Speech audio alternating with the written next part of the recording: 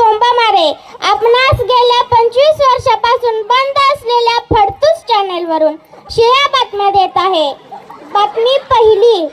आज सकाळी 2 वाजता महूद कळेगाव रस्त्यावर हत्तीदादा व मुंगीताई यांच्यात जोरदार धडक झाली. अपघात एवढा भयंकर होता की हत्तीदादा यांचा जागीच मृत्यू झाला. कलम 182 नुसार मुंगीताईला अटक करण्यात आली आहे. बातमी दुसरी. काल दुपारी 8 वाजता कंदादादा व मिरचीताई यांच्यात कोरड्यास बनवण्यावरून कडाक्याचे भांडण झाले. मिरचीताईने कंदादादाला टमऱ्या फेकून मारले, त्यामुळे कंदादादा जखमी झाला आहे. शेवटी मिरचीताईने विहिरीवर उडी मारून आत्महत्या केली. बातमी तिसरी. शिंगोर्णी येथे घडला निसर्गाचा चमत्कार. काल दुपारी 9 वाजता पांडू मर्तुंगडे यांच्या ऐश्वर्या नावाच्या म्हशीने चक्क 2 बोकडांना जन्म दिला. हा चमत्कार बघण्यासाठी पहाटेपासून लोकांची रांग लागली आहे.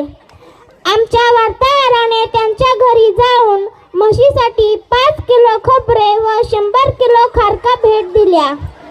त्यांच्या सांगण्यानुसार बाळ व बाळंतीण सुखरूप आहेत.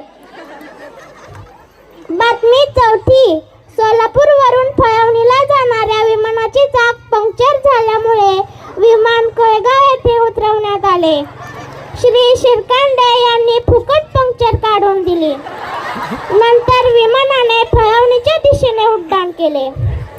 बातमी पाचवी. साळमुख येथे सासूबाईने सुनबाईच्या डोक्यात दगड घालून खून केला. कारण सुनबाईने गावात मोठ्या कार्यक्रमात नाव घेतले की हंड्यावर हंडे 32 हंडे, हंड्यावर हंडे 32 हंडे. मधल्या हंड्यात गोटी गेली गणगळत व आमच्या सासूबाई आल्या डणगळत. या नावाचा राग आल्यामुळे दोघीत भांडण झाले होते. आता शेवटी नोकरीविषयी थोडक्यात. वाढलेली बेरोजगारी पाहता अतिहुशार शासनाने खालील पदासाठी भरती काढलेली आहे.